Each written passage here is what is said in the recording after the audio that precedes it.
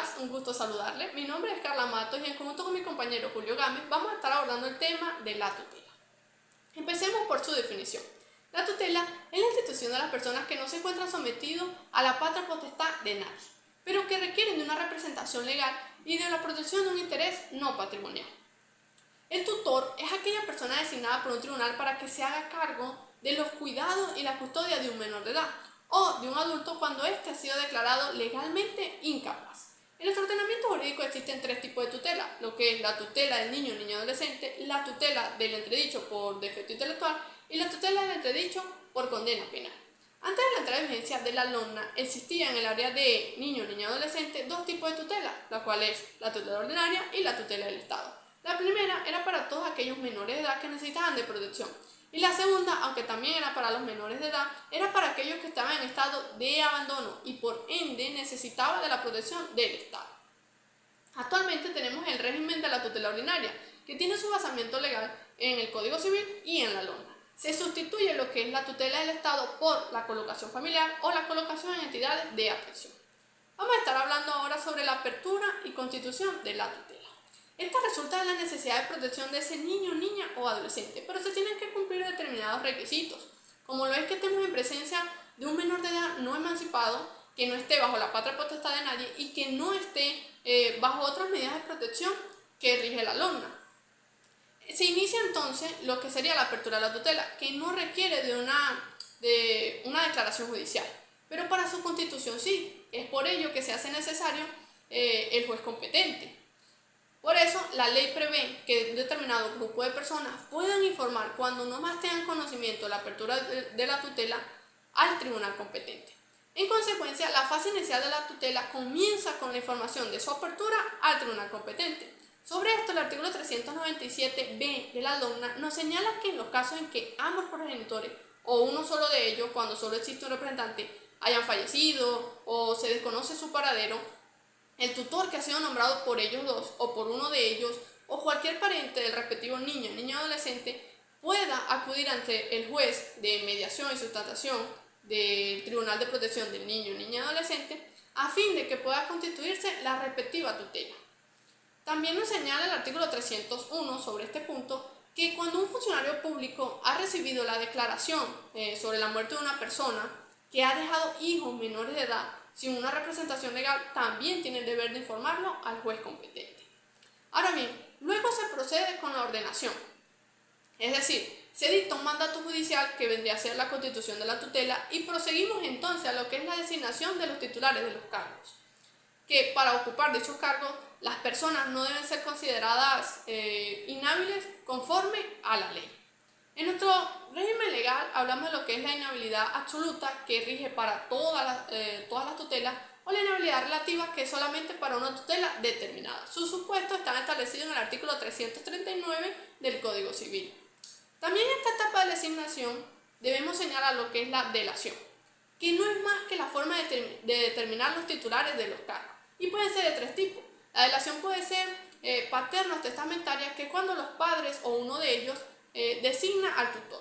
Tiene su base legal en el artículo 305 del Código Civil. Tenemos la delación legítima, que es cuando la misma ley designa al tutor. Sobre esto nos habla el artículo 308 del Código Civil, cuando nos dice que cuando los padres no han nombrado un tutor, le corresponde de pleno derecho al abuelo sobreviviente. Esto es el único caso de delación legítima, cuando existe un solo abuelo, porque en el caso de que existan dos o más abuelos, pues le va a corresponder al juez decidir a cuál de ellos es que le va a dar la tutela. Entonces ya no sería una delación legítima, sino una delación dativa, que es el tercer tipo de delación, porque es el juez quien designa al tutor. Tenemos también que hablar sobre las formalidades previas al ejercicio del cargo del tutor. El tutor tiene una serie de obligaciones que debe cumplir antes de iniciar su gestión, como lo es el nombramiento del protutor. Y este nombramiento es para que el tutor no haga nada antes de la designación del protutor, pues este último es el que vigila la conducta del tutor, que va a ser requerido para distintas actividades y en conjunto con el tutor y con el consejo de tutela debe formar el inventario de los bienes. La segunda obligación es la formación y la consignación del inventario inicial de los bienes del pupilo. La tercera sería la constitución de garantías que puedan asegurar las resultas de su administración. Y como cuarta obligación tenemos lo que es el discernimiento del cargo, que esto constituye lo que es la habilitación del tribunal al tutor que ha quedado designado, que le da plena capacidad para poder cumplir las funciones inherentes a su cargo. De igual forma tenemos lo que es la tutela interina. Esta figura es provisional y durará mientras sea el proceso, cesando cuando el tutor permanente entre en el ejercicio de sus funciones, limitándose solamente a lo que es la guarda del menor de edad, a los actos administrativos y conservación, procediendo su nombramiento cuando el juez así lo crea necesario o pertinente. Cuando hay una necesidad urgente de poder ejecutar un acto que ceda de la simple administración o de tratar una acción contra el menor de edad, el juez autorizará a la figura del tutor interino. Para este cargo, el juez va a preferir, en igualdad de circunstancias, a los parientes del menor de edad o a los amigos de su familia y quedará sometido a las opiniones del Consejo de Tutela en los casos previstos por la ley. El tutor interino queda igualmente sujeto a lo preceptuado en el artículo 324 del Código Civil. Muy buenos días, mi nombre es Julio Gámez y a continuación les abordaré el punto sobre las atribuciones que tiene el tutor. El tutor en este caso tiene la guarda, lo que es también la representación y la administración de los bienes del pupilo, más sin embargo, este tiene los poderes de lo que son el tutor sobre los diferentes poderes también que se le otorga a los progenitores en el ejercicio de la patria potestad. Según lo que establecen nuestras leyes y sobre todo nuestro Código Civil venezolano, el tutor tiene la guarda de lo que es la persona del menor. Es decir, que básicamente este va a ser su representante legal y va a administrar sus bienes. Además, cuando el tutor no sea abuelo o abuela, el tribunal consultará previo consejo de tutela y oyendo al menor si éste tiene más de 10 años de edad, lo cual se determinará el lugar en que éste va a ser criado. Va a recibir la educación y todo lo que él concierne. Entonces tenemos que en primer lugar la persona tiene la guarda, es decir, le corresponde el gobierno de la persona del pupilo.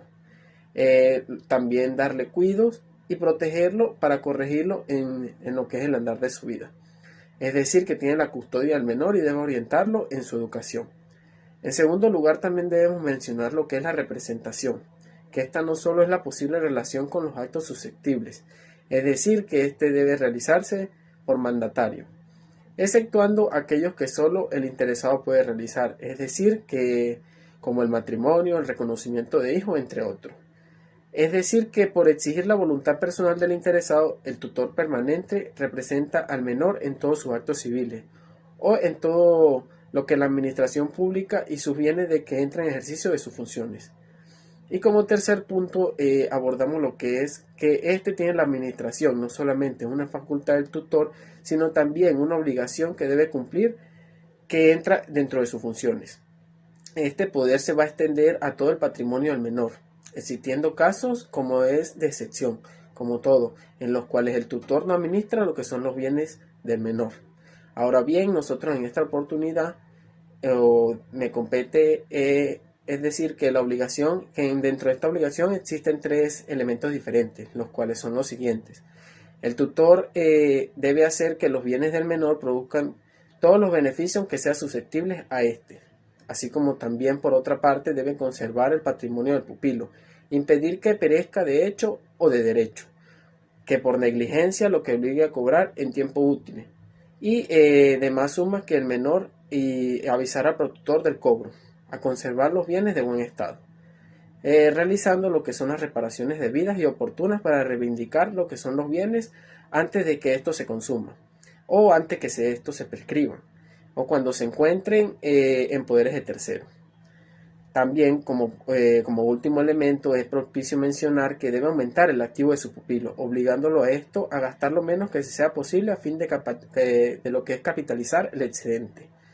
En cuanto a los actos prohibitivos al tutor, encontramos dentro de ellos, según lo que establece la ley, los siguientes. Como número 1, decimos que estos no pueden recibir donaciones del pupilo que sean otorgadas antes de la aprobación de las cuentas definitivas de su administración.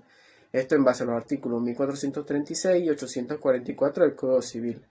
Como número 2, decimos que en relación a las compras de bienes, no puede el tutor ni el protutor comprar bienes del menor, según el artículo 370 del Código Civil.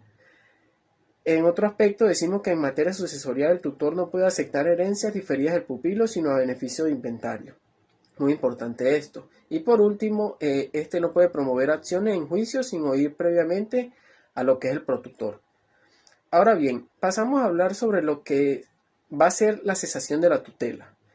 Esta puede ser de forma absoluta y relativa. De forma absoluta es cuando termina el sometimiento del pupilo. Allí terminan los supuestos de la necesidad de la misma, los cuales son la mayoría del pupilo, en cuanto a que cumple 18 años, la emancipación del pupilo, la muerte del pupilo y por decisión legal del mismo. Y de forma relativa, podemos decir que es en cuanto a su cesación.